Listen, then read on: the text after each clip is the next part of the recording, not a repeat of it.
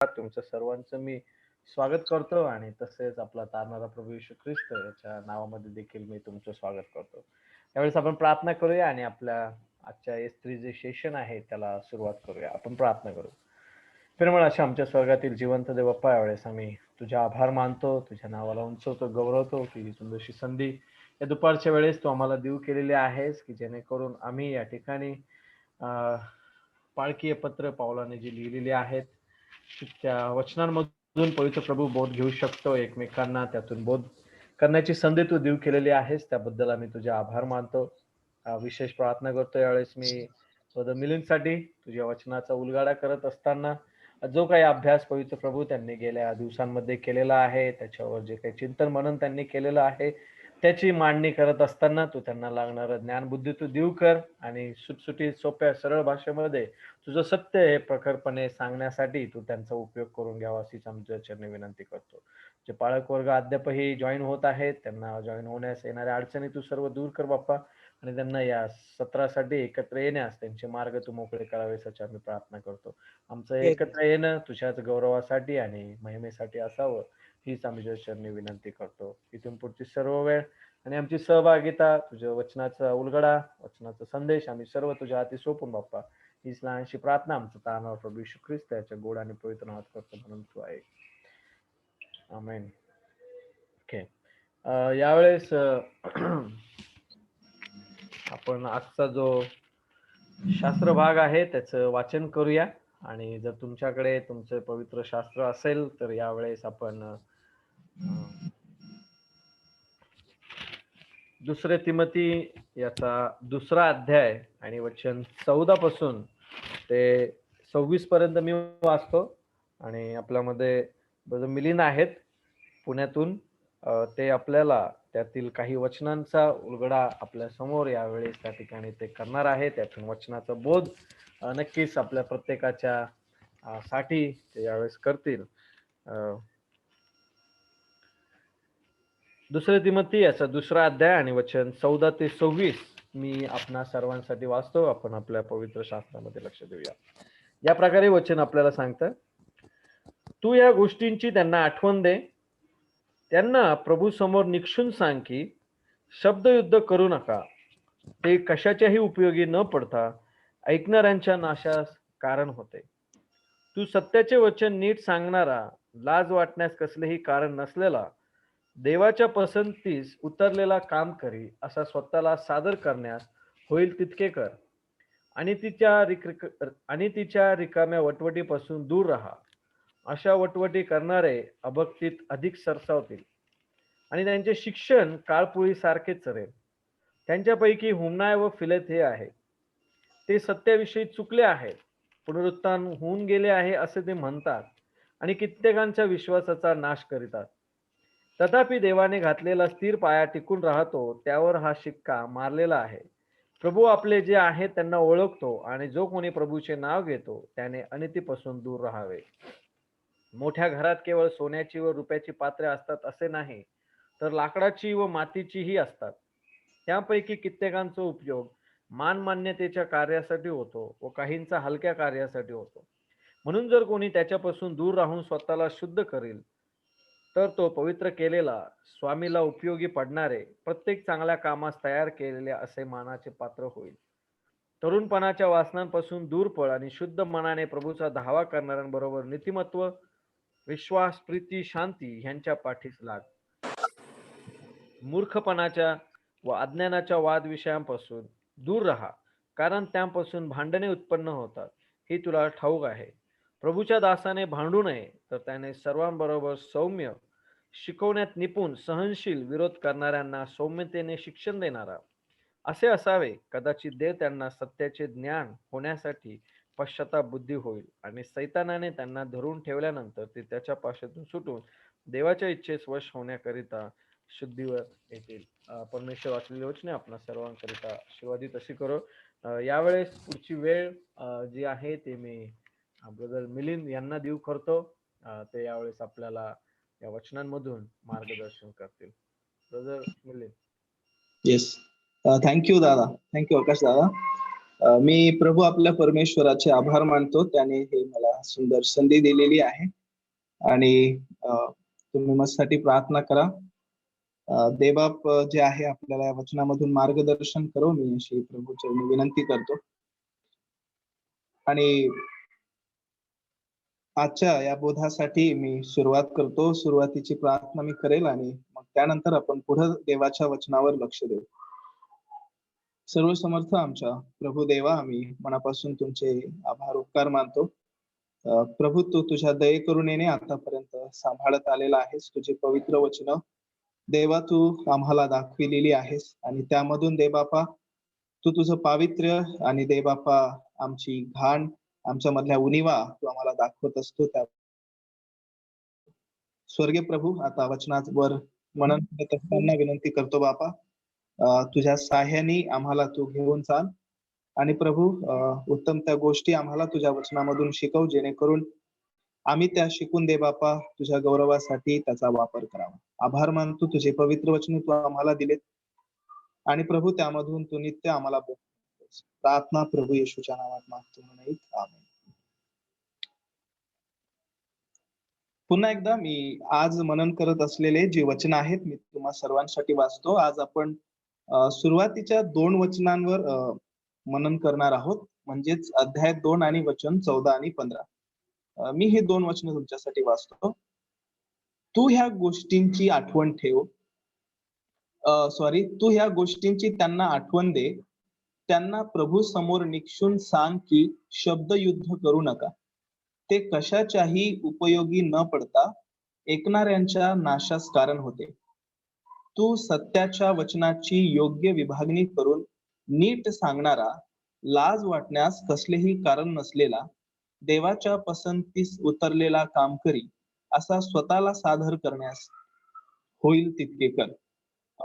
तिमोथेला केलेला हा बोध आहे आणि तिमोथेच्या या पत्रामध्ये आणि विशेष करून अध्याय 2 मध्ये आपण पाहतो की प्रेषित पौलाने ख्रिस्ती सेवेसंबंधात, ख्रिस्ती जीवना संबंधात, ख्रिस्ती शिष्या संबंधात सुंदर चित्र जे आहे ते रेखाटलेलं आहे आणि उपमा रूपाने त्याने काही गोष्टी ज्या आहेत ख्रिस्ती शिष्यासाठी त्या वापरलेल्या आहेत. त्या पुढील प्रमाणे अध्याय 2 ची सुरुवात होते आणि अध्याय 2 आणि वचन 3 मध्ये तो ख्रिस्ती शिष्यासाठी जे शब्द प्रयोग करतो ते पुढील प्रमाणे आहे. वचन 3, ख्रिस्त येशूचा चांगला शिपाई ह्या नात्याने माझ्या बरोबर दुःख सोस.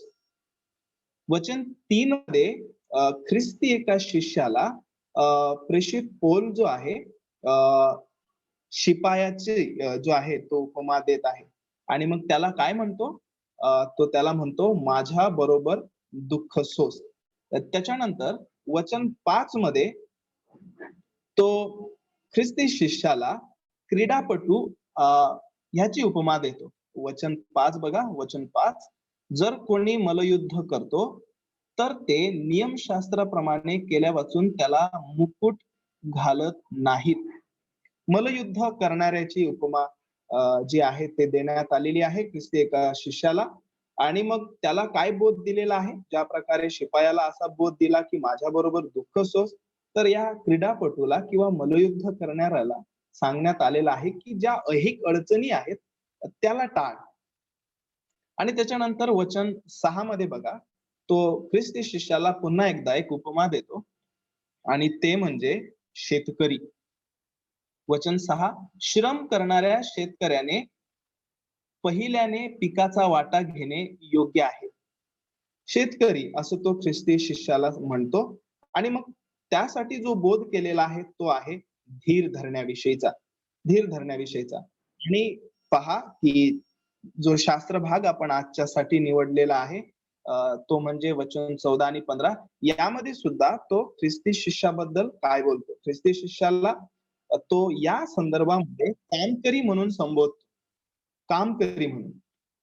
आणि म्हणून त्याने स्पष्टरित्या वचन 15च्या शेवटी होईल तितके कर म्हणजे कोण आहे तर त्या कामकऱ्याविषयी तो सांगत आहे. तो कामकरी कुठला आहे तर हा प्रभूच्या सत्य वचनासाठी झटणारा काम करी, त्याविषयी प्रेषित पौल जो आहे तो बोलत आहे. तर या 2 वचनावर जो विषय मी निवडलेला आहे तो म्हणजे आहे देवाला पटलेला काम करी. आणि त्यानंतर जी रूपरेखा मी पुढील प्रमाणे तुमच्या पुढे मांडण्याचा प्रयत्न करतो. हा विषय शिकत असताना ती रूपरेखा याच वचनामधून मी घेतलेली आहे आणि ती पुढील प्रमाणे वचन 14 मध्ये प्रेषित पौल जो आहे तिमोथेला सांगतो, की तू ह्या गोष्टींची त्यांना आठवण दे. त्यांना प्रभू समोर निक्षून सांग.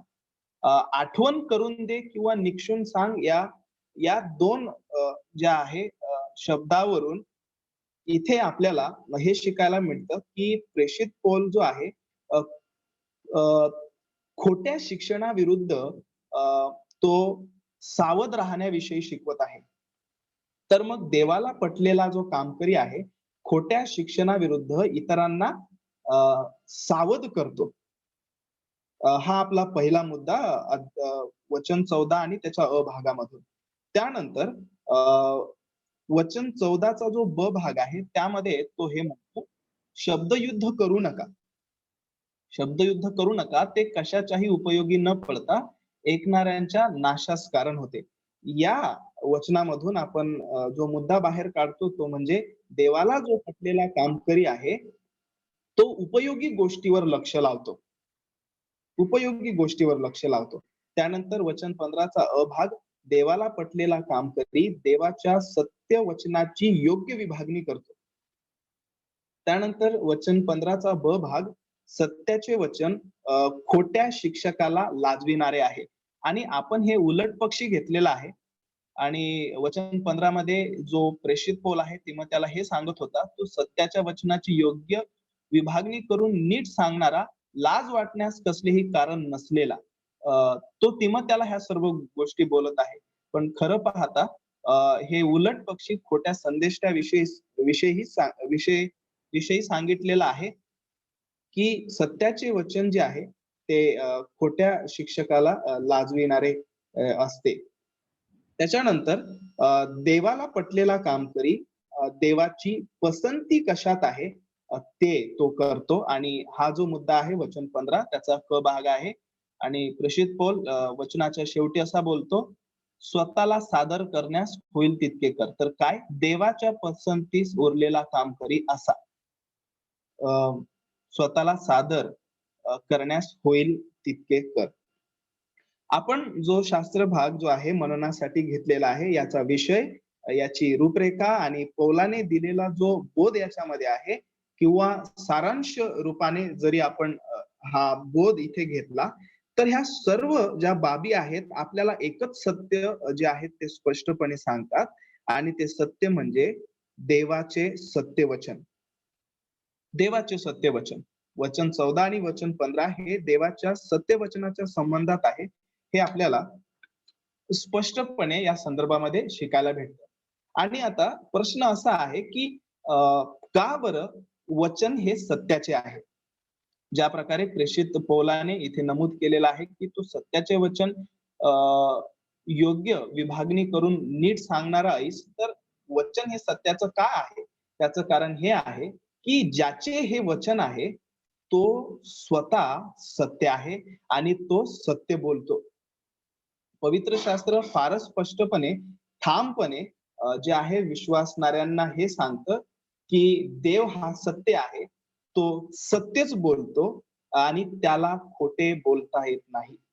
पवित्र शास्त्राचा अभ्यास करत असताना जेव्हा आम्ही नवीन करारामध्ये जातो, नवीन कराराच्या अध्याय 17 आणि वचन 17 मध्ये येशूने पित्याविषयीची अशी साक्ष दिलेली आहे. येशू ख्रिस्त स्वतः पित्याविषयी साक्ष देतो आणि तो म्हणतो, तुझे वचन हेच सत्य आहे. त्यानंतर येशू ख्रिस्त स्वतः जेव्हा स्वतःविषयी साक्ष देतो, योहान 14 आणि वचन 6 मध्ये, तिथे तो स्वतःविषयी बोलत असताना म्हणतो, मीच मार्ग, सत्य आणि जीवन आहे. त्यानंतर पुढे तो अध्याय 14च्या वचन 16 मध्ये पवित्र आत्म्याविषयी बोलत असताना हे म्हणतो, दुसरा कैवारी म्हणजेच सत्याचा आत्मा. तर त्रिएक देव जो आहे तो सत्य आहे, पवित्र शास्त्राचा प्रभू सत्य आहे आणि या सत्य प्रभूने जे वचन दिले ते सत्य आहे. हेच याचं उत्तर आहे. का वचन सत्य आहे? कारण की देव जो आहे पवित्र शास्त्राचा तो सत्य आहे. तर या सत्याच्या दुसऱ्या भागात म्हणजेच याच्या विरोधात आपण पुन्हा एक सत्य शिकतो, जे पवित्र शास्त्रच आपल्याला शिकवतं आणि ते म्हणजे हे, की सैतान हा लबाड आहे. सैतान हा लबाड आहे आणि तो लबाडीचा बाप आहे. योहान 8वा अध्याय आणि वचन 44 मध्ये. सैतान जो आहे खोटे बोलणारा आहे. खोटे बोलणे हा जो आहे सैतानाचा स्वभावच आहे. तो माणसांना फसवतो. हा त्याचा मूळ स्वभाव आहे. आणि आपण आरंभापासून हे शिकत आलेलो आहोत पवित्र शास्त्राच्या इतिहासामध्ये सुद्धा, की पृथ्वीवरील जे देवाचे सत्य वचन आहे व ज्या सैतानाच्या लबाड्या आहेत, यामध्ये कायमचा जो आहे तो संघर्ष जो आहे तो चालूच आहे. अगदी आरंभापासून, अगदी सुरुवातीपासून सैतान खोटे बोलवून जो आहे तो फसवत आलेला आहे. अदन वाटिकेमध्ये सुद्धा सैतानाने हवेला फसविले. त्याच्यानंतर मोशेच्या समयात सुद्धा फारोच्या दरबारामध्ये खोटे संदेष्टे होते. त्याचप्रमाणे प्राचीन इस्रायलाच्या इतिहासामध्ये आपण पाहतो की खोटे संदेष्टे जणू काही शाप रूपानेच इस्रायलामध्ये होते. त्याचप्रमाणे खोटे शिक्षक, खोटे उपदेशक, खोटे ख्रिस्त आज सुद्धा मंडळांमध्ये वावरत आहेत. हे आपल्याला स्पष्टरित्या शिकायला भेटतं. आणि ख्रिस्त पुन्हा येईपर्यंत प्रियांनो, ही सत्यता आहे की हे सर्व असंच चालू राहणार आहे. हा जो संघर्ष आहे सत्याचा आणि लबाडीमध्ये जो संघर्ष आहे हा तो चालूच राहणार आहे. सैतान जो आहे त्याच्या लबाड्यांनी देवाचे सत्य वचन जे आहे आणि देवा संबंधात असलेले जे सत्य आहे तो नेहमी लोपविण्याचा प्रयत्न करीत असतो. आणि यासाठी तो वेगवेगळे मार्ग जो आहे तो निवडतो. तत्वज्ञान वापरतो, तो विज्ञान वापरतो, त्यामध्ये मानव केंद्रितता आहे, वेगवेगळे स्वधर्म आहेत, स्वस्थापन झालेले पंथ आहेत आणि या सर्वांद्वारे तो देवाचे जे सत्य आहे, जे पवित्र शास्त्र केंद्रित आहे, तो लोकविण्याचा नेहमी प्रयत्न करीत असतो. पतित जे जग आहे, या पतित जगाला नेहमी आध्यात्मिक अंधारात व देवाची जी माणसं आहेत यांना नेहमी हा सैतान संभ्रमात आणि निराशेत पाडण्याचा तो प्रयत्न करीत असतो आणि हे प्रयत्न तो नेहमी चालूच ठेवतो. सैतान जो आहे तो पवित्र शास्त्र व त्याचे जे देवाचे जे जिवंत वचन आहे आणि देवाचा पुत्र जो येशू ख्रिस्त आहे, याच्या तारणदायी व शुद्धीकरणाच्या सत्याला विपरीत करण्याचा आधीपासून प्रियांनो प्रयत्न जो आहे तो करीत आलेला आहे. ही एक दुसरी बाजू, देव जो सत्य आहे आणि त्याने वचन दिलेले जे आहे ते सत्य आहे. त्याच्या दुसऱ्या बाजूला जी आपण बाजू मांडली ती म्हणजे सैतान हा लबाड आहे आणि लबाडीचा बाप आहे आणि या लबाड्यांमुळे जो आहे तो देवाचे सत्य वचन आणि ख्रिस्त आजच्या स्थितीला ख्रिस्ती नावाने, ख्रिस्ती म्हणून जे आहेत पुष्कळशा अशा प्रचलित तत्वप्रणाल्या ज्या आहेत त्या जगामध्ये शिरलेल्या आहेत, वेगवेगळ्या मंडळांमध्ये शिरत आहेत, उभ्या झालेल्या आहेत आणि कित्येकांनी स्वधर्म स्थापन केलेले आहेत, पंथ जे आहेत ते त्यांनी स्थापन केलेले आहेत. पवित्र शास्त्रामधून वेगवेगळे त्यांनी फाटे काढलेत. ख्रिस्ती विश्वासाची जी मूलतत्व आहेत त्यांनी फाटे काढलेत आणि या सर्व फाट्यांद्वारे जे विश्वासाची खरे तत्व आहेत, ख्रिस्त केंद्रितता आहे, पवित्र शास्त्राची अचूकता आहे, त्याची अंतिमता आहे, याचा ते निषेध करत आहेत. तर पवित्र शास्त्राच्या सत्याला निषेध करणारे तत्व जे आहेत पुढे जे आहेत या लबाड्यांमुळे येत आहेत. जसं की उदाहरणार्थ आपण शिकतो जे आरंभापासून होत आलेला आहे इक्युमेनिकल मूवमेंट, विश्वधर्म. जे सर्वांचं ऐक्य जे आहे, सर्वांनी एका छताखाली यावं याची पसंती ते दाखवतं. आणि ही अनैतिकता आहे, कर्मवाद आहे. प्रत्येक जण जो आहे तो स्वकर्मांद्वारे तारण प्राप्त करण्याचा प्रयत्न करतो. मानसशास्त्र आहे, अ, अ, जे सांगतं की तारण जे आहे ते माणसावर निर्भर आहे. स्वतारणाचा सिद्धांत आहे. लैंगिक जे आहे लिंगित्व ते आहे. मिस्टिसिझम आहे, ज्याला गूढवाद असं म्हटलं जातं. ऍसिटिसिझम आहे.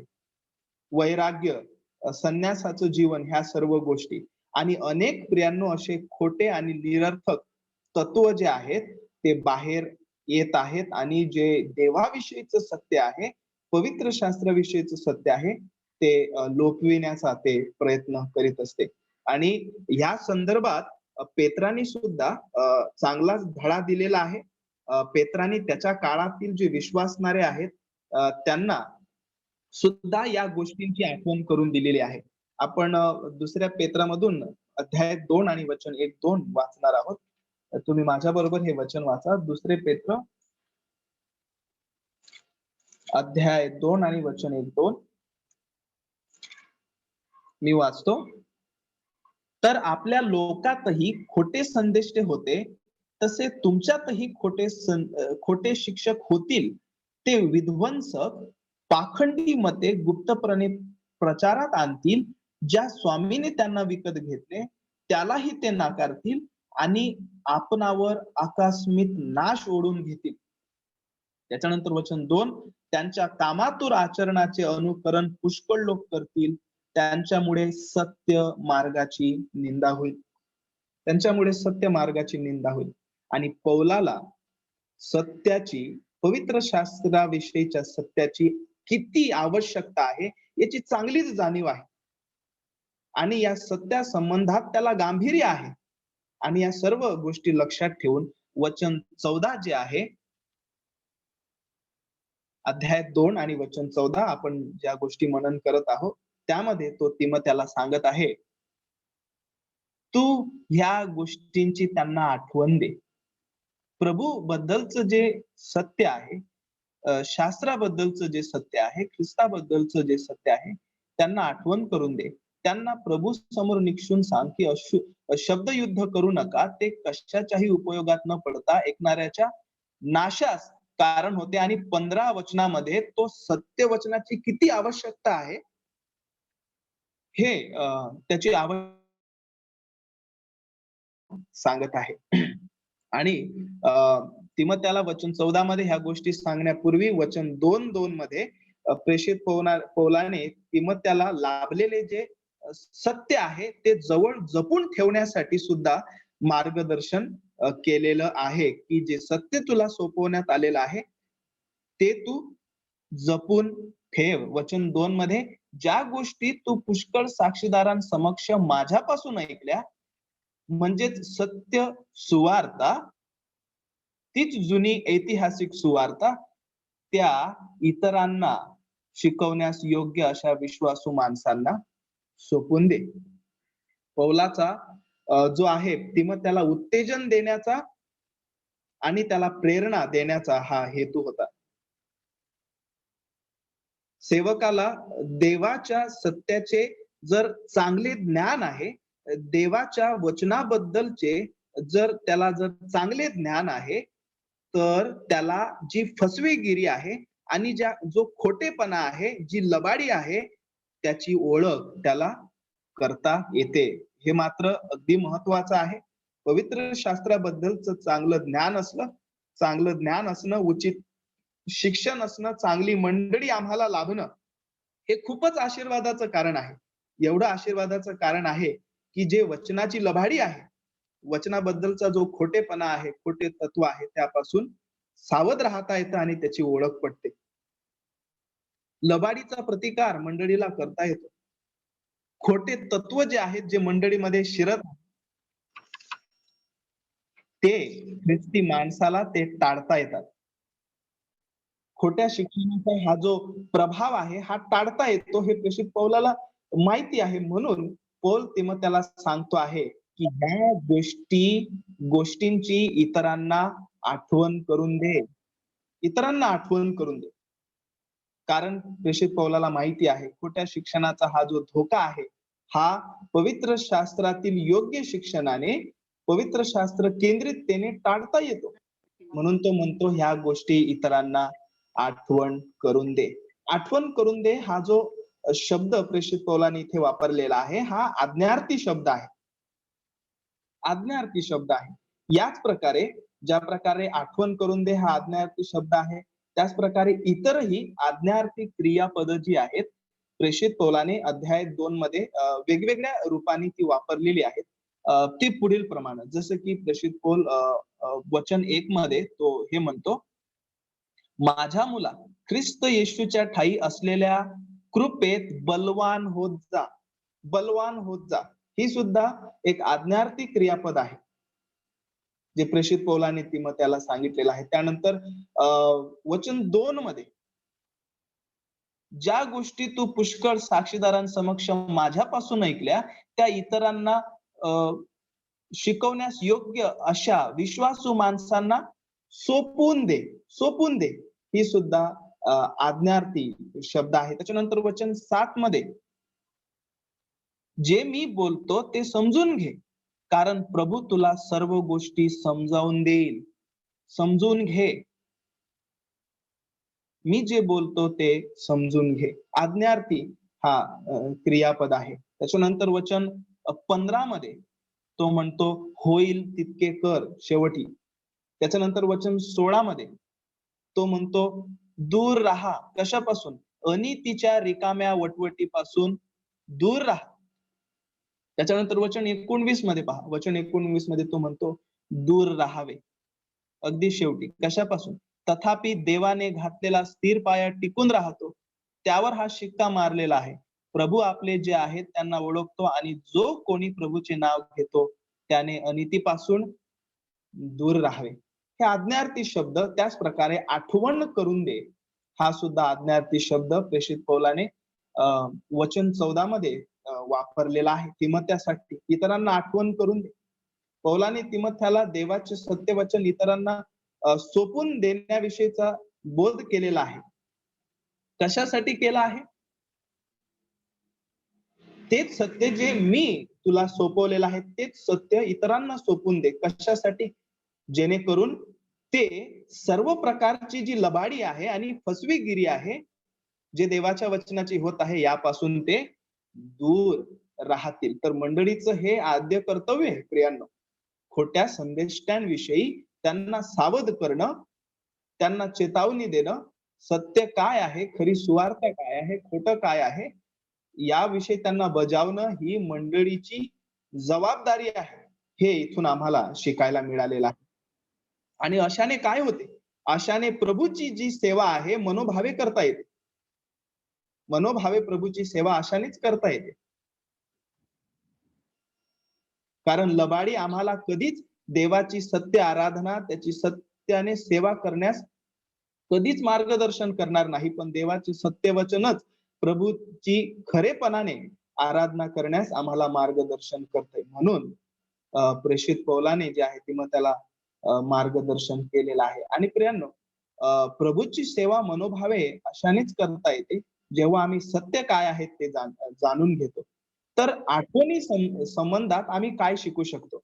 पौलाने काय आठवण करून द्यायला सांगितलेलं आहे? पुन्हा एकदा, की प्रभू येशू ख्रिस्त जिवंत आहे याची आठवण, तो मरणातून उठला आहे याची जाणीव ठेवणे, ख्रिस्ताच्या सर्वश्रेष्ठतेची, देवाच्या वचनामध्ये जे तारणदायी सामर्थ्य आहे, त्याच्या सुवार्तेमध्येच केवळ जे तारणदायी सामर्थ्य आहे त्याविषयी, आणि देवाच्या कार्याविषयी, ख्रिस्त केंद्रिततेविषयी, वचन केंद्रिततेविषयी त्यांना आठवण करून दे. खऱ्या सिद्धांतांचा जो पाया आहे तो घालत राहा. खऱ्या सिद्धांतांचा आणि शास्त्र केंद्रिततेचा जेव्हा मंडळीमध्ये नेहमी प्रचार होतो, उचित सुवार्ता जी शास्त्र केंद्रित आहे ते जेव्हा दिल्या जाते, सतत प्रचार करीत जर जो आहे पाळक राहतो, सेवक राहतो, तर जे ऐकणारे आहेत मंडळीमधले त्यांना देवाच्या वचनाचा विसर पडणार नाही. देवाच्या वचनाचा विसर पडणार नाही आणि कोणतेच लांडगे जे आहेत खोटे शिक्षक मंडळीमध्ये येऊन त्यांना फसवू शकणार नाही. तर मग मंडळीची ही जबाबदारी आहे की नेहमी त्यांना सत्य सुवार्ता देत राहावी, जेणेकरून सत्य काय आहे हे नेहमी त्यांना कळत राहील. तर पौलाने तिमोथ्यावर सोपवलेली ही जबाबदारी आहे. वचन 15 मध्ये अगदी स्पष्ट होत आहे. तू सत्याच्या वचनाची योग्य विभागणी करून नीट सांगणारा, लाज वाटण्यास कसलेही कारण नसलेला, देवाच्या पसंतीस उतरलेला काम करी, असा स्वतःला सादर करण्यास होईल तितके कर. तिमोथ्याला प्रेषित पौलाने ही जबाबदारी सोपवून दिली. वचन 14 या वचनामध्ये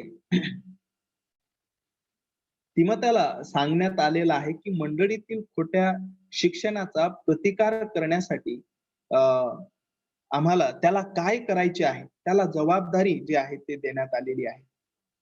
निक्षून सांग किंवा आठवण करून दे, ह्या गोष्टी ज्या आहेत फारच प्रभावीरित्या वापरण्यात आलेल्या आहेत. ही फारच प्रभावीरित्या वापरलेली आज्ञा आहे आणि केवळ त्याला निक्षून सांगायचं नाहीये, आठवण करून द्यायची नाहीये, पण ह्या गोष्टी प्रभू समोर व्हायच्या आहेत. हे सुद्धा प्रेषित पौलाने सांगितलेलं आहे. तो वचन 14च्या सुरुवातीलाच म्हणतो, आठवण करून दे आणि त्याच्यानंतर निक्षून सांग, पण कुठं? त्यांना प्रभू समोर हे करायचं आहे. प्रभू समोर त्यांना बजावून सांग. प्रभू समोर बजावायला सांगितलेला आहे.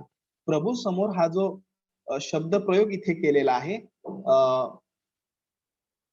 या शब्दाद्वारे जो आदेश प्रेषित पौलाने दिलेला आहे, त्या आदेशामध्ये गंभीरपणा निर्माण होतो. अगदी स्पष्टता आणि ठळकपणा निर्माण होतो. प्रभूचा अधिकार त्या आदेशामध्ये आहे हे स्पष्ट होतं. जे प्रेषित पौल सांगत आहे हे तो स्वतःहून सांगत आहे, काहीतरी त्याला निर्देश देत आहे असं नाही, तर प्रभू समोर तो स्वतःही सांगत आहे आणि इतरांनाही त्यालाही तो प्रभू समोरच करायला सांगत आहे. याचा अर्थ प्रेषित पौलाच्या या बोधामध्ये, या आदेशामध्ये गंभीरपणा आहे, स्पष्टपणा आहे, हे सुद्धा सिद्ध होत आहे. आणि पवित्र शास्त्र प्रियांनो, जेव्हा आपण नीट अभ्यासतो तर प्रभू जो आहे तो नेहमीच आपल्या समीप असतो आणि विश्वासणारे त्याची मुले, देवाची मुले काय करत आहेत याची परिपूर्ण जाणीव जी आहे देवाला असतेच. हे सत्य पवित्र शास्त्रामध्ये प्रकट झालेलं आहे. मग प्रभू समोर याचा अर्थ काय आहे? या संदर्भामध्ये जो प्रभू समोर हा शब्द वापरण्यात आलेला आहे, तो खोट्या शिक्षणाच्या गंभीर धोक्याबद्दल आहे. खोट्या शिक्षणाचा गंभीर धोका जाणून त्यांनी जाणीवपूर्वक, म्हणजेच विश्वासणाऱ्यांनी जाणीवपूर्वक सतत प्रभूच्या समक्षतेत जागरूक असावे. अशाच उद्देशाने जो आहे प्रभू समोर हा शब्द प्रयोग वापरण्यात आलेला आहे. आणि पवित्र शास्त्राच्या अभ्यासामध्ये प्रभू समोर हा जो शब्द प्रयोग आहे तो वेगवेगळ्या ठिकाणी वेगवेगळ्या अर्थाने सुद्धा वापरण्यात आलेला आहे. जसं की आशीर्वादाच्या संबंधात प्रभूपासून मिळणारे जे आशीर्वाद आहेत त्या संबंधात सुद्धा प्रभू समोर असा शब्द प्रयोग वापरण्यात येतो. त्यानंतर देवाच्या लोकाचे समाधान करण्यासाठी सुद्धा प्रभू समोर, प्रभू समक्ष आहे किंवा प्रभू समोर असा शब्द प्रयोग वापरण्यात येतो. त्यानंतर प्रभूची उपस्थिती, त्याची समक्षता जे आहे ते दर्शविण्यासाठी त्या संबंधात सुद्धा प्रभू समोर असा शब्द प्रयोग जो आहे तो करण्यात येतो. आणि न्यायाच्या संबंधात सुद्धा प्रभू समोर असा शब्द प्रयोग पवित्र शास्त्रामध्ये वेगळ्या संदर्भामध्ये वापरला जातो. पण या संदर्भामध्ये प्रभू समोर हा जो शब्द प्रयोग आहे, खोट्या शिक्षणाबाबत ताकीद देण्यासाठी प्रेषित पौलाने इथे वापरलेला आहे. आणि पुढे पौल जो आहे वचन 14 मध्ये तो म्हणतो, शब्दयुद्ध करू नका. शब्दयुद्ध करू नका. शब्दयुद्ध याचा अर्थच निरर्थक निरर्थक बडबड, निरर्थक बडबडीविषयी प्रेषित पौल बोलत आहे. वादातून निर्माण होणारे जे तंटा आहे त्याविषयी तो बोलत आहे, ज्या गोष्टींना अर्थच नाही अशा गोष्टींविषयी.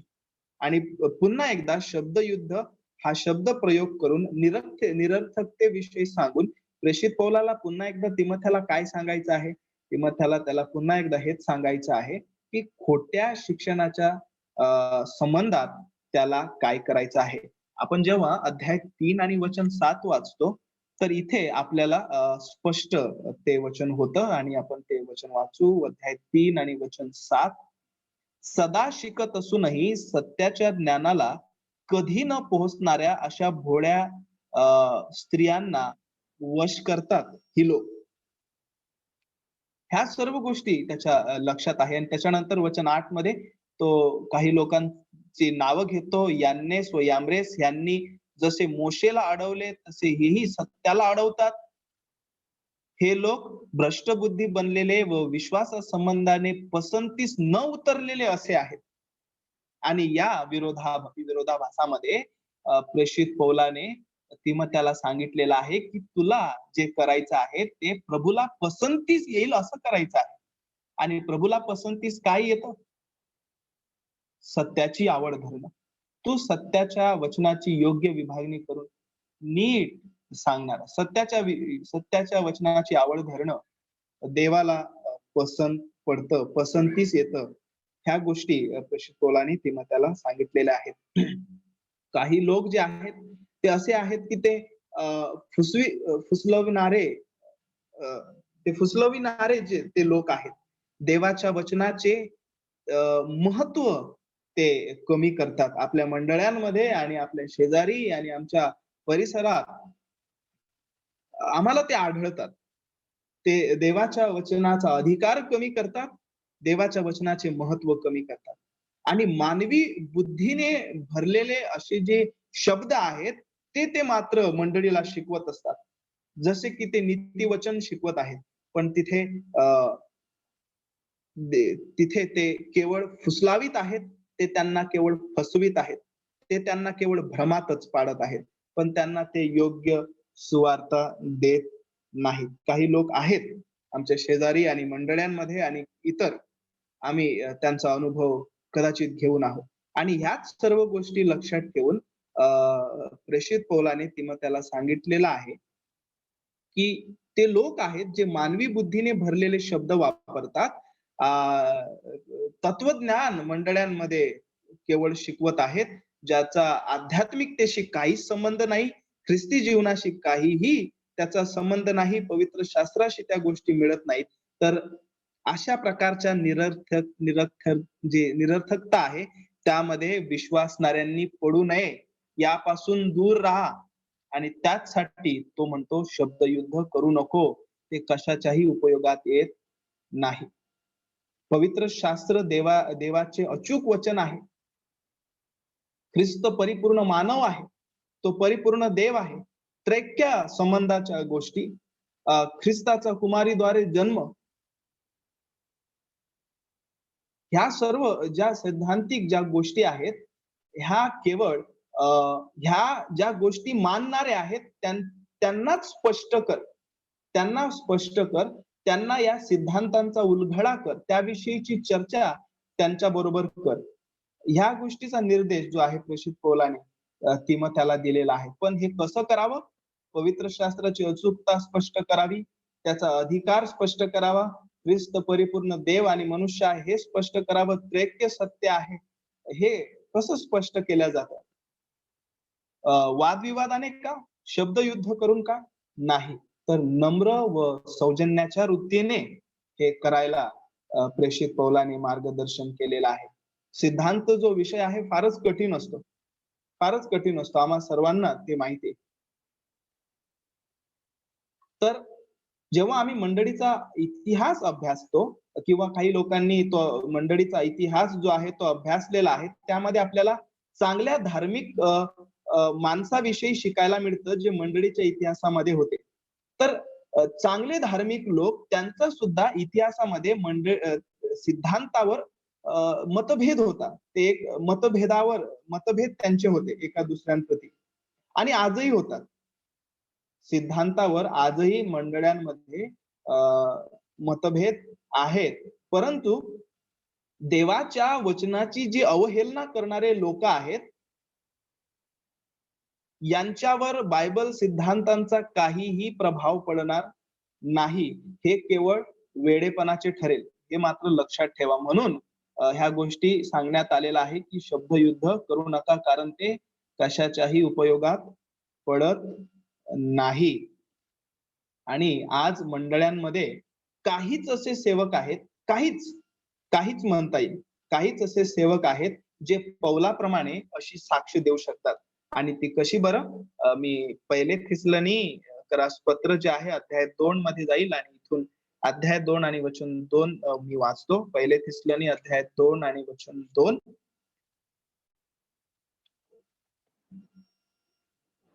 पहिले अध्याय 2 मी वचन 2 वाचतो. परंतु पूर्वी फिलिप्पीत आम्ही दुःख भोगून व उपमर्द सोसून, हे तुम्हाला माहीतच आहे, मोठ्या कष्टात असता देवाची सुवार्ता तुम्हाला सांगण्याचे धैर्य आपल्या देवाकडून आम्हाला मिळाले.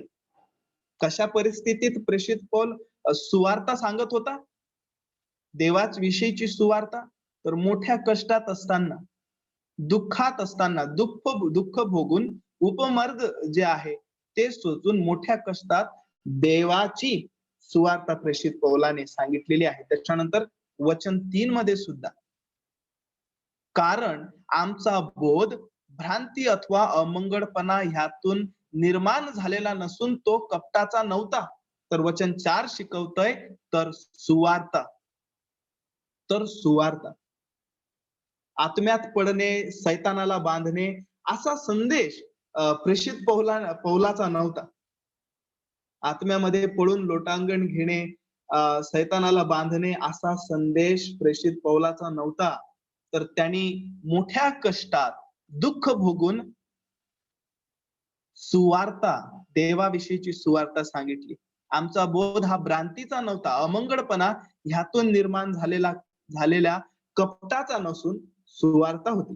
हे स्पष्ट त्याने सांगितलेली आहे. त्याचप्रमाणे आज मनन करत असलेल्या संदर्भामध्ये खोट्या शिक्षणाचा निषेध करून ते टाळण्यासाठी 6 अशी स्पष्ट कारणे जे आहेत प्रेषित पौलाने इथे दिलेली आहेत. आपण ती वाचू. वचन 19 पर्यंत ते शब्द प्रयोग केलेले आहेत.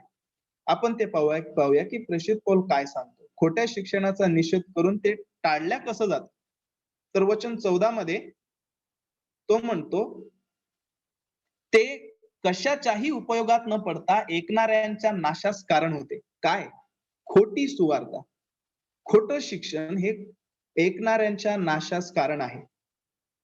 त्याच्यानंतर वचन 15 मध्ये खोट्या शिक्षकाला ते लज्जित करते. आणि मी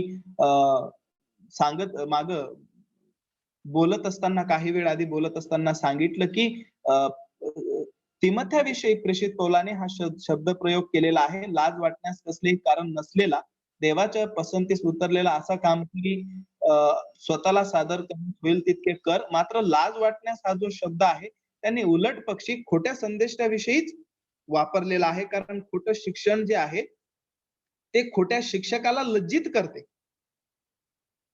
त्याच्यानंतर वचन 16 मी वाचतो. अनितीच्या रिकाम्या वटवटीपासून दूर राहा. अशा वटवटी करणारे अभक्तीत अधिक सरसावतील. खोटं शिक्षण जे आहे काय आहे? अभक्तीत अधिक सरसावतं. आणि याला फॉलो करणारे लोक जे आहेत ते अभक्तीत अधिक सरसावतात. त्यानंतर वचन 17 मध्ये ते वेगाने पसरते. वचन 17 मध्ये ते वेगाने पसरते. त्याच्यानंतर वचन 18 मध्ये ते कित्येकाच्या विश्वासाचा नाश करते. वचन 18 मध्ये ते सत्याविषयी चुकले आहेत, पुनरुत्थान होऊन गेले आहे असे ते म्हणतात आणि कित्येकाच्या विश्वासास नाश करतात. तर ते खोटं शिक्षण जे आहे, जे शास्त्राला धरून नाही, ते विश्वासाचा नाश असं करते हे सांगितलेलं आहे. त्यानंतर वचन 19 मध्ये खोटं शिक्षण जे आहे ते जे प्रभूचे नाहीत त्यांची ओळख पटविते. वचन 19 नुसार जे प्रभूचे नाहीत ते अगदी उघड होतं. ते स्पष्ट दिसून येतं. देवाचं वचन शिकवतंय, तुम्ही त्यांना त्यांच्या फळावरून ओळखणार. त्यांची फळं मात्र उघड जे आहेत ते दिसून येतात आणि यावरून कळून येतं की हे प्रभूचे नाहीत. हे वचन जे ते सांगत आहेत ते प्रभूचं नाही, शास्त्राला धरून नाही. त्यानंतर वचन 14चा जो ब भाग आहे, या ब भागामध्ये आपल्याला सांगण्यात आलेले आहे, की खोटे शिक्षण ऐकणाऱ्याच्या नाशास कारण होते. आता हे कसं? खोटं शिक्षण ऐकणाऱ्यांच्या नाशास कारण होतं. खोटे शिक्षण जे आहेत, जे लोक ऐकतात आणि जे लोक याला मानतात आणि याच्यावर विश्वास ठेवतात, त्यांच्यावर सर्वात पहिला आणि अगदी स्पष्ट जो परिणाम होतो, तो म्हणजे त्यांच्या नाशास ते कारण ठरते. आणि हे लोक कोण आहेत बरं? हे लोक अविश्वासणारे आहेत. अविश्वासणारे आहेत. कारण त्यांनी प्रभू ची सत्य सुवार्ता कधी ऐकलीच नाही. ते नेहमी अ, अ अशास्त्रीय गोष्टींवर लक्ष देऊन होते. जसं मी आताच नमूद केलं, की आत्म्यात पडणं, आत्म्यामध्ये लोळणं, तत्वज्ञान आणि उदारमत्व वादीपणा आणि मिस्टिसिझम सारख्या पद्धती ह्या सर्व गोष्टी मध्ये हे लोक गुरफटून गेलेले आहेत. ते कधी तारलेच नाही आणि ह्या खोट्या शिक्षणामध्ये ते अधिक आणि अधिक वाहवतच जात आहेत. तर त्यांच्यासाठी ते शिक्षण काय आहे? नाशास कारण आहे. कारण खरी सुवार्थच ख्रिस्ती व्यक्तीचं एका तारण करते, त्याला नवीन जन्म देते. त्यांच्यासाठी हे शिक्षण नेहमी नाशास कारण आहे. पण तारणार जे लोक तारलेले आहेत, विश्वासणारे आहेत, जर ते विश्वासणारे हे खोटं शिक्षण जेव्हा पाहतात किंवा ऐकतात, त्यांना सुद्धा अ, हे शिक्षण जे आहे ते गोंधळात पाडतं. त्यांच्यामध्ये शंका, निराशा आणि अववादण्यासारख्या गोष्टी त्यांच्यामध्ये सुद्धा कधी-कधी घडून येतात, जर त्यांना देवाच्या वचनाचं योग्य ज्ञान नाही. खरी सुवार्ता जर त्यांना कळालेली नाही, तर कधी-कधी विश्वासणारे सुद्धा गोंधळात पडतात आणि निराशेत आणि शंका ज्या आहेत त्यांच्यामध्ये निर्माण होतात. मात्र जे अविश्वासणारे आहेत त्यांच्यासाठी तर ते शिक्षण जे आहे, खोटं शिक्षण हे नाशास कारण ठरतं. कारण कारण त्यांचे त्या खोट्या संदेश, त्यांचे व्यक्तिगत अनुभव मानव केंद्रित ही सुवार्ता त्यांना कधीच तारणापर्यंत घेऊन जाऊ शकत नाही. आणि खोट्या शिक्षणाचा जो परिणाम आहे, तो नाशकारक होतो. आणि ग्रीक भाषेनुसार या शब्दाचा जो अर्थ आहे, तो असा आहे, उलटून टाकणे किंवा फेकून देणे. नाशकारक, नाशास कारण याचा अर्थ. उलटून टाकणे किंवा फेकून देणे असा याचा अर्थ होतो. आणि आज काही ठिकाणी असंच होत आहे. पुष्कळ जागी असंच होतं, की खऱ्या सत्याला जे लोक आहेत खोटे संदेष्टे ते जाणून बुजून उलटून टाकतात व तेथे स्वतःचे खोटे शिक्षण जे आहे ते प्रस्थापित करतात आणि ह्या सर्व गोष्टी नाशास कारण ठरतात. इतरांच्याही नाशास कारण ठरतात, स्वतःच्याही नाशास कारण ठरतात.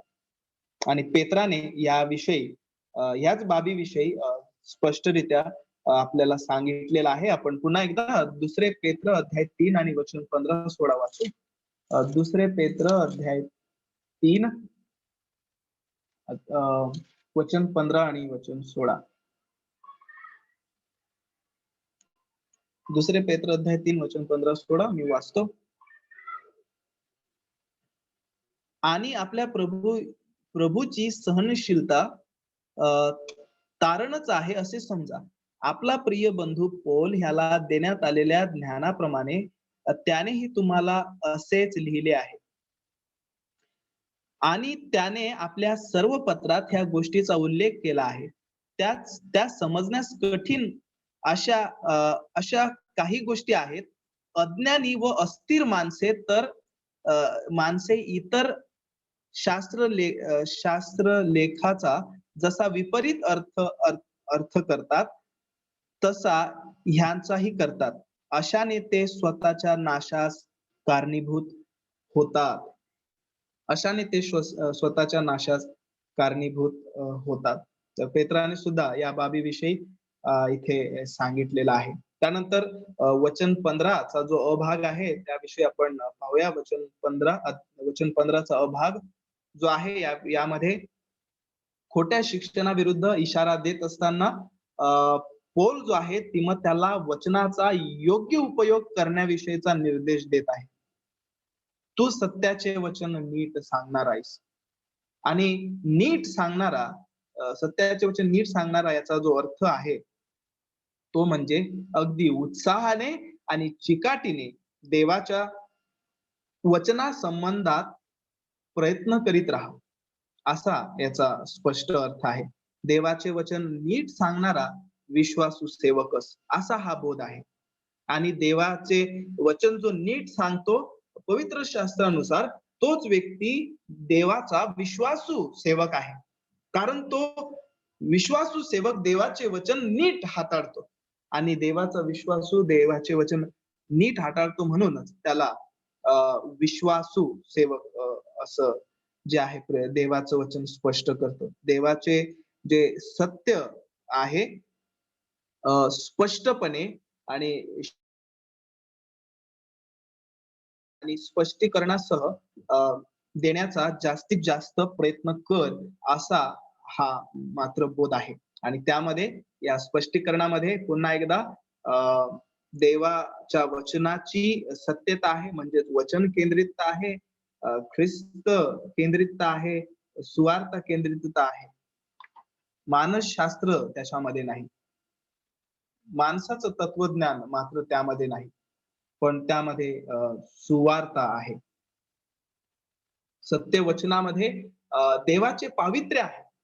केवळ देव प्रीती करतो एवढीच ती सुवार्ता नाहीये, एवढंच सत्य वचन नाहीये, तर देव पवित्र सुद्धा आहे हे सत्य वचन आहे. आणि देव प्रेमळ आहे प्लस पवित्र आहे आणि अनितीचा तो द्वेष करतो हे सांगणं मात्र देवाचं वचन नीट सांगणं आहे. त्याच प्रकारे देव जो आहे तो न्यायाधीश आहे. त्याच्या न्यायत्वाविषयीचा संदेश, पश्चातापाचा संदेश हा जेव्हा सुवार्तेमध्ये असतो ती सुवार्ता योग्य आहे. आणि प्रेषित पौलाने तिमोथेला तेच सांगितलेलं आहे की अधुरं सत्य सांगणारा नाही, तर देवाच्या वचनाची सत्याची तू योग्य विभागणी करून ते नीट सांगणारा आहेस. नीट शिक्षण देण्याचा जो हेतू पवित्र शास्त्रामध्ये नमूद केलेला आहे तो मात्र की इतरांना खुश करणं नाही, नीट शिक्षण देण्याविषयी सांगितलेलं आहे. इतरांना खुश करण्यासाठी, इतरांना पसंत पडेल ते देण्यासाठी, इतरांच्या कानाची जी खाज आहे त्यांना जे वाटतं त्यांच्यानुसार देणं हे मात्र सुवार्ता नाहीये. नीट शिक्षणाचा हेतू इतरांना खुश करणं नाहीये, त्यांच्यानुसार देणं किंवा स्वतःला खुश करून घेणं हा नीट शिक्षणाचा हेतू नाहीये, तर देवाला पसंत पडेल असा याचा हेतू आहे. आणि जे सत्य वचनाची योग्य विभागणी करून त्या वचनाचा उलगडा करणं देवाला पसंतीस पडतं. आणि म्हणून या वचन 15च्या शेवटी देवाच्या पसंतीस उतरलेला कामकरी आणि देवाच्या पसंतीस उतरलेला कामकरी तो हे करतो हे सांगण्यात आलेलं आहे की तो इतरांना, माणसाला खुश करणारं वचन त्यांना आवडेल ते देत नाही, तर देवाला काय आवडतं खरी सुवार्ता तो इतरांना देतो, जरी ते कोणाला आवडली नाही तरी. तो त्यांना त्याचे पाप उघडे करतो, त्यांची अनिती आणि त्यांचे अपराध जो आहे तो त्यांना दाखवून देतो. आणि ही नीट आणि योग्य जी आहे ते सुवार्ता आहे. आणि त्याच्यानंतर वचन 15च्या शेवटच्या भागामध्ये तो म्हणतो देवाला पसंतीस उतरलेला कामकरी असा स्वतःला सादर करण्यास होईल तितके कर. सत्य सुवार्ता सांगित असताना तो स्वतःला सादर करण्याविषयी सुद्धा सांगतो. आता स्वतःला सादर करणं याचा जो शब्दशः अर्थ आहे तो म्हणजे आहे प्रभू समोर उभे राहणे. प्रभू समोर उभे राहणे या उतार्यामध्ये प्रेषित पौलाने तिमोथेला स्पष्ट केलेलं आहे. आणि ते स्पष्टीकरण हे आहे की आम्हाला सुद्धा परीक्षणासाठी देवापुढे उभं राहावं लागतं. देवापुढं परीक्षणासाठी हजर राहा. कशासाठी? याकरिता की देवाला पसंतीस पटलेला कामकरी असं आपण असावा. आणि गलतीकरस पत्रामध्ये प्रेषित पौलाने पुन्हा एकदा अध्याय 1 आणि वचन 10 मध्ये विश्वासणाऱ्यांना जो प्रश्न केलेला आहे आपण तो पाहणार आहोत. गलतीकरस पत्र अध्याय 1 आणि वचन 10 मी वाचतो. गलतीकरस पत्र अध्याय 1 आणि वचन 10. मी आता मनुष्याची किंवा देवाची मनधरणी करायला पाहत आहे. मी मनुष्यांना संतुष्ट करायला पाहत आहे काय? मी अजूनपर्यंत मनुष्यांना संतुष्ट करत राहिलो असतो तर मी ख्रिस्ताचा दास नसतो. पण प्रेषित पौल ख्रिस्ताचा दास आहे हे त्यांनी स्पष्ट केलं. आणि तो मनुष्यांना संतुष्ट करणारे संदेश देत नाही.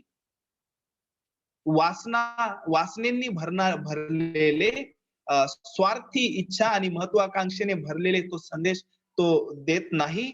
तर तो देवाची इच्छा काय आहे, देवाला पटलेले संदेश जो आहे तो देतो आणि ती सुवार्ता आहे.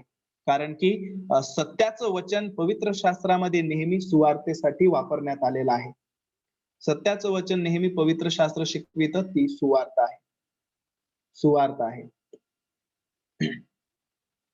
त्याच्यानंतर पहिले थिस्सलुनी अध्याय 2 आणि वचन 4 सुद्धा आपण वाचू. पहिले थिस्सलुनी पत्र अध्याय 2 आणि वचन 10.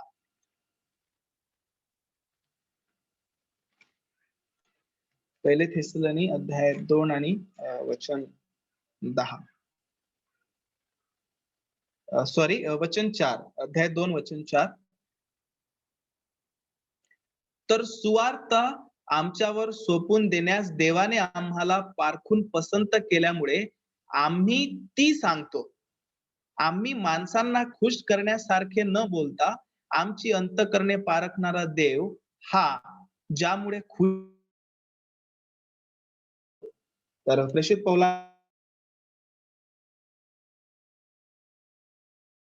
सत्य वचनाची जी योग्य विभागणी आहे ते देवाला पसंत आहे.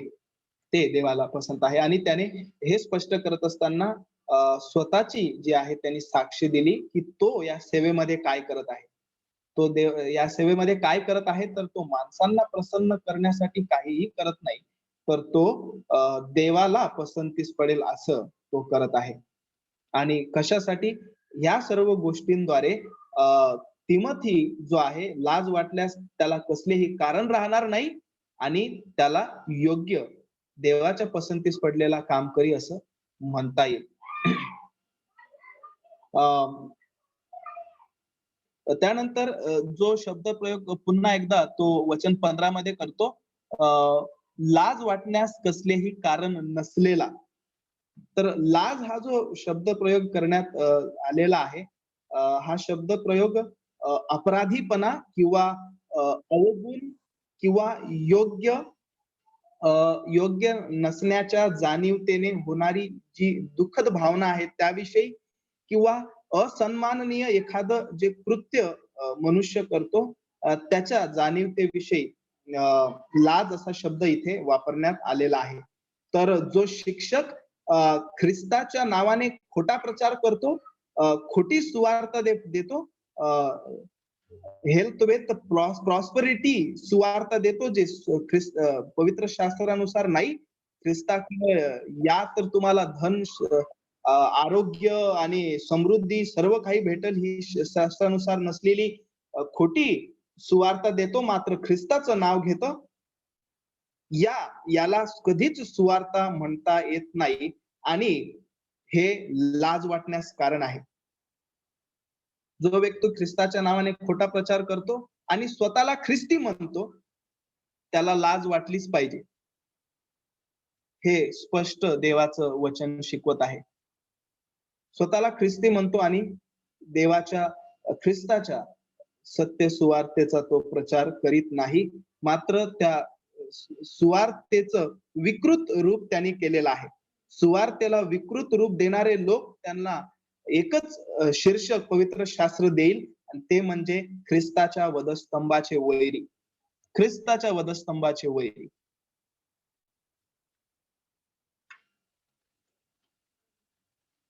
पवित्र शास्त्रातील ख्रिस्त न गाजविणाऱ्या लोकांना यहुदानी सुद्धा चांगलीच शीर्षक वापरलेली आहेत. आपण यहुदाच्या पत्रामधून मध्ये जाऊन काही वचन मी तुमच्यासाठी वाचतो. यहुदा 12 आणि वचन 13 हे वचन मी वाचतो.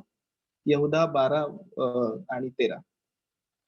ते तुमच्या बरोबर खुशाल जेवतात तेव्हा ते तुमच्या प्रीतिभोजनात झाकलेले खडक असे आहेत. ते मेंढपाळ असून स्वतःच चरत राहतात. ते वाराने वाहून नेलेले निर्जल मेघ, हेमंत ऋतूतील फलहीन, दोनदा मेलेली समूळ उपटलेली झाडे असे आहेत. ते लज्जारूपी फेस दाखविणाऱ्या समुद्राच्या विकराळ लाटा भ्रमण करणारे तारे असे आहेत. त्यांच्यासाठी निबिड काळोख सर्व काळ राखून ठेवलेला आहे. यहुदाने अशा लोकांसाठी जे पवित्र शास्त्रातील ख्रिस्त गाजवत नाहीत, तर बाहेरचा कुठला दुसराच ख्रिस्त गाजवतात, दुसराच ख्रिस्त लोकांना देतात, दुसरीच सुवार्थ देतात. त्या लोकांसाठी हे सर्व टायटल्स यहुदाने जे आहेत ते वापरलेले आहेत. म्हणून पौल तिमोथेला स्पष्टरित्या सांगतो, तू सत्याचे वचन नीट सांगणारा अस. सरळ सांगणारा, नीट सांगणारा याचाच अर्थ सरळ सांगणारा. आणि सरळ सांगणारा जो आहे यालाही मी अगदी स्पष्ट करण्याचा प्रयत्न करतो.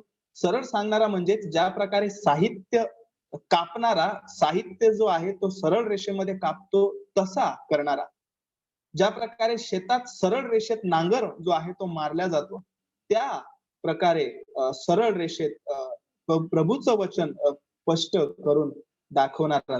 त्याचप्रमाणे त्याचे कार्य व्यवस्थित आहे आणि काळजीपूर्वक तो जो आहे देवाचं वचन हाताळतो.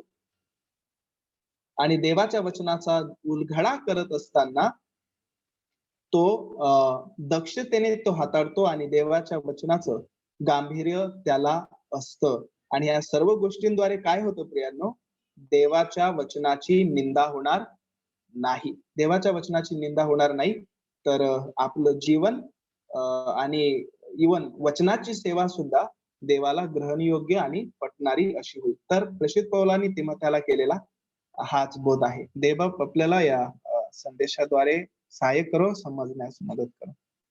Thank you very much. हे आपल्याला दादा चालवतील. Thank you brother Milind. फार सुंदररित्या या वचनांचा उलगडा या दुपारच्या वेळेस आपल्यामध्ये केला गेला आहे.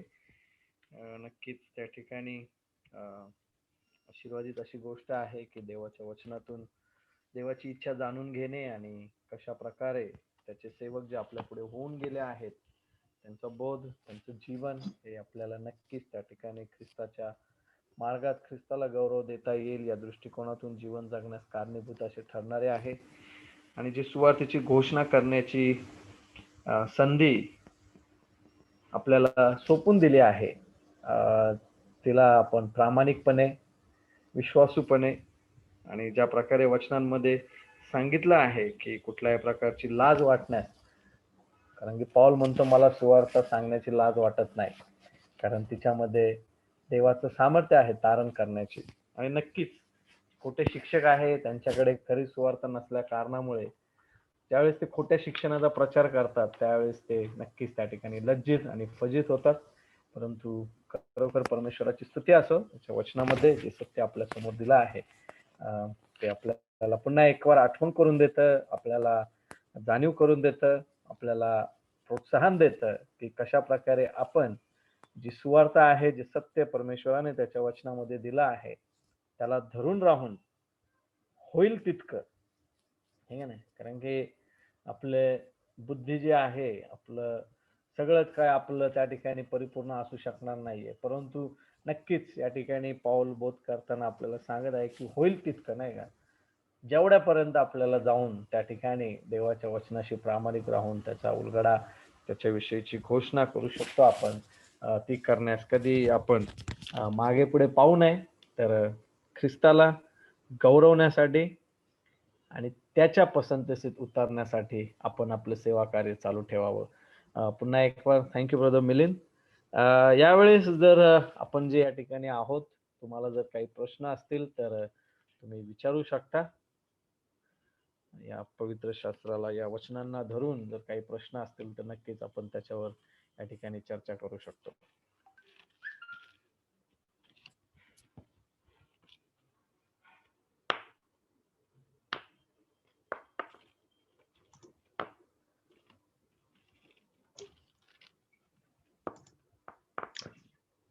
Good evening.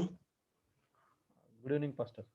येस, वचन 15 जे आहे त्याच्यावर सत्याच्या वचनाची योग्य विभागणी करून नीट सांगणारा, लाज वाटण्यास कसली कारण नसलेला, देवाच्या पसंतीस उतरलेला काम करी, असा स्वतःला सादर करण्यास होईल तितके कर.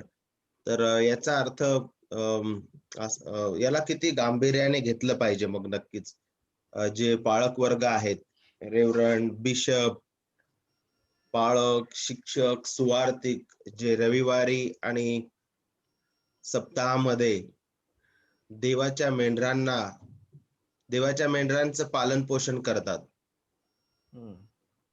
तर त्यांच्यावर फार मोठी जबाबदारी या ठिकाणी दिसत आहे. नक्कीच. येस, तर मग आपण याला कसंही हाताळू शकत नाही हे इथून समजत आहे.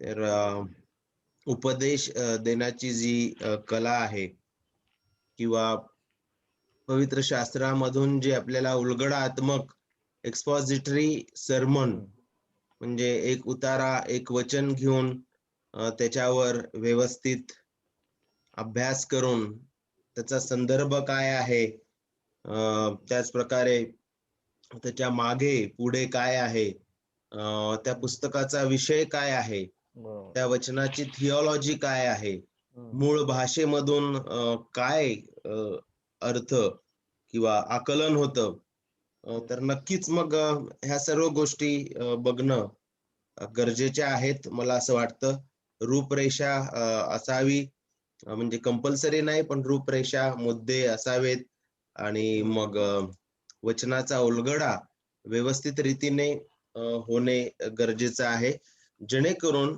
प्रभू येशू ख्रिस्ताचे मेंढर जे आहे त्यांचं पालन पोषण होईल, आत्मिकतेमध्ये ते वाढतील आणि देवाचं गौरव होईल. आणि आपण पाहत आहे की आज जी मंडळीची स्थिती आहे, मंडळ्या कुपोषित आहेत, त्यांना देवाचे वचन चांगल्या प्रकारे माहित नाही. त्याचं कारण हे आहे की जे पाळक आहेत ते वचनाची योग्य विभागणी करत नाहीत. बरोबर. योग्य विभागणी करून, अभ्यास करून, वाचन करून ते उपदेश देत नाहीत, आणि त्यामुळे मंडळीची स्थिती बिकट आणि वाईट झालेली आहे. लोक चर्चेस मध्ये तर आहेत पण त्यांना बायबल ठाऊक नाही. They do not know the Bible. बायबलच्या वचनाचा अर्थ त्यांना कळत नाही, आणि मग ह्या सर्व गोष्टी ज्या आहे कारणीभूत आहेत. ज्या वेळेस असे पॉवरफुल आणि सो कॉल्ड संदेष्टे, प्रेषित आणि जे चंगाई आणि आशीर्वाद यावर भर देतात, तर असे लोक ज्या वेळेस मंडळांमध्ये येतात तर मंडळामधील लोक चटकन भुलवल्या जातात, फसल्या जातात, कारण की पाळक त्यांचे कर्तव्य करून राहिलेले नाही, मंडळीला योग्य परखडपणे स्पष्टपणे शिक्षण देत नाही. तर नक्कीच जे सेवक आहेत त्यांच्यासाठी हा एक गंभीर आदेश आहे. देवाचं वचन गांभीर्याने शिकणं आणि विभागणी करून नीट सांगणं, हा आदेश आपल्याला ह्या ठिकाणी प्राप्त होत आहे. इतर कोणाला त्यांचे मत जर मांडायचे असतील तर नक्कीच यावर मांडू शकतो. Thank you pastor Mangesh. Thank you sir. अजून कोणाला काही मांडायचं असेल तर जसं पास्टर मंगेश यांनी सांगितलं त्याप्रमाणे वेळ आहे. काही प्रश्न असतील ते पण विचारू शकता. मला नाही वाटत की काही प्रश्न असतील.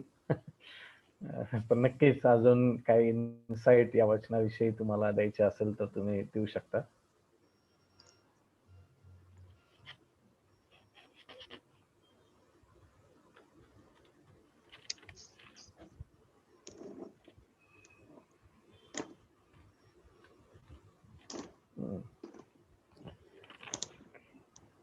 ओके. जर काही नसेल तर मग आपण आपल्या या सत्रामध्ये पुढे जाऊया आणि आपण मग आपली जी शेवटची प्रार्थना आहे ती प्रार्थना करूया आणि या ठिकाणी थांबूया. आपल्यामध्ये राहुल आहे राहुल? येस दादा. हा, ओके. तर राहुल आपल्यासाठी यावेळेस शेवटची प्रार्थना करेल या वचनासाठी. त्याचप्रमाणे जे चार्ज या ठिकाणी पाऊल तिमोथेला देऊ करत आहे, कारण की आपण पाहतो की पाऊलाचा हा पुत्र आहे ख्रिस्तातील आणि त्याला तो वेळोवेळी बोध करत आहे की जेणेकरून तो त्या ठिकाणी एक विशिष्ट जी जबाबदारी आहे, जी कामगिरी आहे त्याच्यावर सोपवलेली ती विश्वासूपणे पार पाडू शकेल.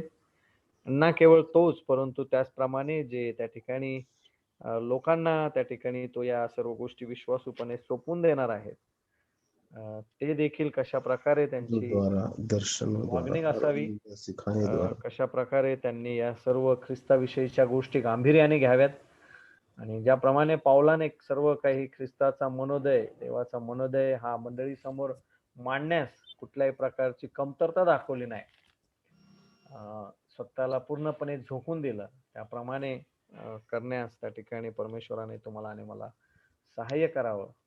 यासाठी आपण नक्कीच परमेश्वराची मार्गदर्शन, त्याची दया आणि कृपा आपल्या जीवनात आपण यावेळेस मागूया.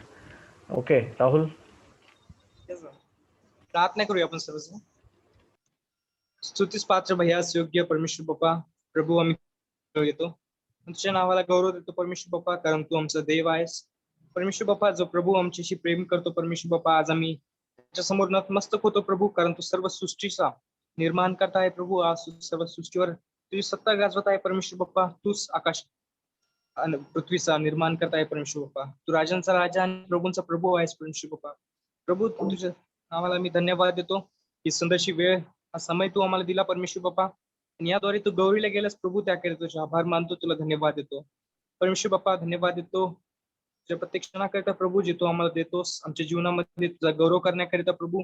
आज या वेळेचा देखील तू तुझा उपयोग, तुझ्या सेवेकरिता उपयोग करून घेतला परमेश्वर बाप्पा, आणि पुन्हा एकदा त्या ख्रिस्ताला तू गाजवलंस परमेश्वर बाप्पा, जे आमच्याकरिता त्या वधस्तंभावरती खेळण्यात आला परमेश्वर बाप्पा. त्याला मारण्यात आले, त्याला गाडण्यात आले, आणि प्रभू तिसऱ्या दिवशी पुन्हा तू त्याला सामर्थ्यात उठवलंस प्रभू, यासाठी की त्या स्वार्थाद्वारे आम्ही तारल्या जावं परमेश्वर बाप्पा.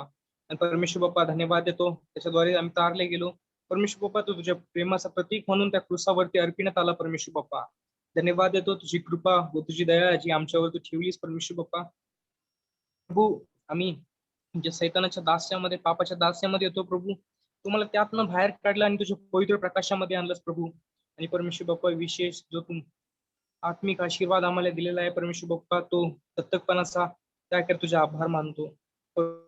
मला हा अधिकार दिला की आज आम्ही तुला आबा आणि बाप म्हणून हाक मारू शकतो परमेश्वर बाप्पा, आणि तू आम्हाला मुले म्हणून स्वीकारतोस प्रभू. खरंच तुझे आभार मानतो तुझे प्रत्येक कार्यकर्ता परमेश्वर बाप्पा, जे तू आमच्याकरिता केलेस आणि करत आहेस परमेश्वर बाप्पा. प्रभू धन्यवाद देतो आम्ही सर्वजण जे बाप्पा तुझ्या वचनातून आम्ही बोध घेतला, आणि प्रभू आम्हाला तू शिकवलंस परमेश्वर बाप्पा, मी कशा रीतीने उत्तम रीतीने तुझी सेवा केली पाहिजे आणि कशी आम्ही ती सेवा पार पाडली पाहिजे परमेश्वर बाप्पा, त्याकरिता तुझे आभार मानतो परमेश्वर बाप्पा. धन्यवाद देतो ब्रदर मिलिंद करता, त्यांना देखील तू सहाय्य केलंस तुझं वचन सांगण्यास, आणि ब्रदर आकाश परमेश्वर बाप्पा त्यांना देखील तू लीड करण्यास तू सहाय्य पुरवलं, तुझ्या आत्म्याचं मार्गदर्शन पुरवलं प्रभू, त्याकरिता तुझा आभार मानतो परमेश्वर बाप्पा. धन्यवाद देतो तुझ्या विनामूल्य वचनाकरिता प्रभू, ज्याच्याद्वारे तू आम्हाला बोध करतोस परमेश्वर बाप्पा, आम्हाला आमच्या जीवनात तू घडवतोस, आणि परमेश्वर बाप्पा जशी तुझ्या इच्छा आहे परमेश्वर बाप्पा, त्यावर तुझ्या इच्छेप्रमाणे तू आम्हाला घडवत जातोस प्रभू, त्याकडे तुझे आभार मानतो परमेश्वर बाप्पा. विनंती करतो आम्ही सर्वजण जे सेवक आहोत परमेश्वर बाप्पा, विनंती करतो प्रभू, जसे त्या पौलानी त्या तिमोथेला ते सेवा एक कार्य सोपवलं होतं परमेश्वर बाप्पा, ती विश्वास रीतीने त्यांनी पाडली. परमेश्वर बाप्पा विनंती करतो की जसा तू आम्हाला अधिकार दिलाय की प्रभू आम्ही तुझं सत्य वचन गाजवावं व तुझ्या बद्दल आम्ही लोकांना तुझ्याबद्दल सांगावं, तुझ्याबद्दल आम्ही प्रचार करावा आणि त्या वधस्तंभावरचा ख्रिस्त आम्ही गाजावं. प्रभू तू हा अधिकार आम्हाला दिलाय परमेश्वर बाप्पा, हा आम्ही विश्वास रीतीने प्रभू आम्ही पार पाडावी अशी आमच्यावर कृपा आणि दया कर परमेश्वर बाप्पा. कारण आम्ही अशक्त आहोत, आम्हाला तुझ्या सामर्थ्याची गरज आहे परमेश्वर बाप्पा. विनंती करतो तुझं सामर्थ्य आम्हाला पुरव आणि प्रभू आम्ही ही विश्वास रीतीने पार पाडावी. प्रभू ह्या सेवेमध्ये आमचं संपूर्ण अंतकरण लागावं परमेश्वर बाप्पा, अशी कृपा आणि दया कर परमेश्वर बाप्पा. विनंती करतो की आम्ही सर्वजण जे तुझे सेवक आहोत परमेश्वर बाप्पा, ते तुझ्या गौरवाकरिता प्रभू ताणिले आणि भुकिले बनव. यासाठी परमेश्वर बाप्पा की आम्ही आज इथं आहोत ते केवळ आणि केवळ तुझ्या गौरवासाठी आहोत परमेश्वर बाप्पा. तोच उद्देश आहे प्रभू, तू जिंकतो करून आम्हाला घडवलंच परमेश्वर बाप्पा. प्रभू विनंती करतो की तुझ्या सत्य वचनाची सेवा आम्ही गाजवावी परमेश्वर बाप्पा. तो वधस्तंभावरती ख्रिस्त आम्ही गाजवावा आणि परमेश्वर बाप्पा विनंती करतो की आम्हाला कुठल्याही प्रकारची लाज न वाटता परमेश्वर बाप्पा ती सेवा आम्ही पार पाडावी परमेश्वर बाप्पा. आम्ही सेवा करत असताना पुष्कळशी अडी अडचणी येतील परमेश्वर बाप्पा, परंतु तुझा आत्मा आम्हाला सहाय्य करतो परमेश्वर बाप्पा. तुझ्या आत्म्याच्या सामर्थ्यावरती निर्भर राहून आम्ही समोर वाटचाल चालावी आणि परमेश्वर बाप्पा आम्ही स्वतःला त्या ख्रिस्ताच्या प्रमाणे घडावं परमेश्वर बाप्पा. तो देव असून परमेश्वर बाप्पा तिने आमच्याकरिता दुःख सहन केले, तो हंबल झाला परमेश्वर बाप्पा, त्यांनी नम्रता अपनावली आणि परमेश्वर बाप्पा त्यांनी तुला गौरव दिला परमेश्वर बाप्पा. परमेश्वर बाप्पा विनंती करतो त्याच्याप्रमाणे आम्हाला बनव, ना त्या पावलाप्रमाणे ना तिमातीप्रमाणे, पण तो आम्हाला त्या ख्रिस्ताप्रमाणे बनव प्रभू, कारण त्याच्यासारखं कोणी नाही परमेश्वर बाप्पा. प्रभू विनंती करतो की आमच्या अंतकरणात ती एक प्रकारची प्रभू एक फायर लागावी परमेश्वर बाप्पा, एक उत्कंठ लागावी प्रभू. आमच्यामध्ये ते पॅशन असावं की आम्ही तुझी सेवा करावी आणि परमेश्वर बाप्पा संपूर्ण अंतकरणाने आम्ही तुला गौरव द्यावी प्रभू. परमेश्वर बाप्पा आम्हाला सहाय्य कर प्रभू, आम्हाला तुझी गरज आहे परमेश्वर बाप्पा. प्रत्येक क्षणी आम्ही तुला आठवण करून त्या ख्रिस्ताला गाजवताना आणि तुझ्या पवित्र आत्म्याच्या सामर्थ्यावरती आम्ही निर्भर राहून आम्ही चालावं प्रभू, अशी कृपा द्या आमच्यावर. परमेश्वर बाप्पा विनंती करतो इथून पुढील वेळ देखील तू आम्हाला सांभाळ आणि परमेश्वर बाप्पा सतत आम्हाला तुझ्या वचनामध्ये ठेवत करतात, सद्बोध देतात आणि आम्हाला नीती शिक्षण देतात प्रभू आणि आम्हाला तुझ्याकडे मार्ग दाखवतात परमेश्वर बाप्पा. प्रभू धन्यवाद देतो प्रत्येक क्षणाकरिता, प्रत्येक वेळी करता प्रभू. सर्व आदर मान महिमा गौरव तुला देतो आणि प्रार्थना तारणार प्रभू येशू ख्रिस्ताच्या नावात मागतो म्हणून तू ऐक. आमेन. आमेन. थँक्यू राहुल. सलाम सर्वांना. थँक्यू तुम्ही सर्वजण सलाम सहभागी सलाम. झाल्याबद्दल. Thank you very much.